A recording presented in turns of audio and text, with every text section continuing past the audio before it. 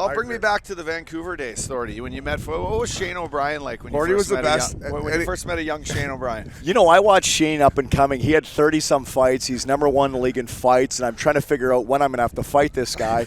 I was never going to fight you. I was so confused why he was fighting because he was a good player. He's getting, 20 minutes a game, and I'm like, geez, he's a great D-man. I don't know why he has to fight, but he did it right. He got the reputation early on in his career and beat up a lot of guys. He didn't shy away.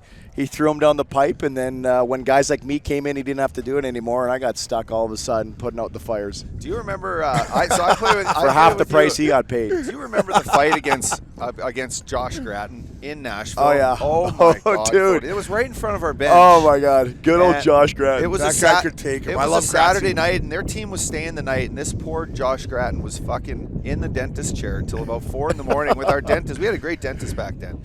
I don't know if you remember her. Great dentist. She probably fixed those nice pearly Oh, whites. yeah. So Those are fucking nice I chocolates got you got there. 15 fake ones right here. But you had his. I mean, the fight was incredible. The Hordy, to people listening, they watch your fights. It was toe to toe, everyone. But you hit him square in the lips, and his teeth went back towards his fucking roof of his mouth.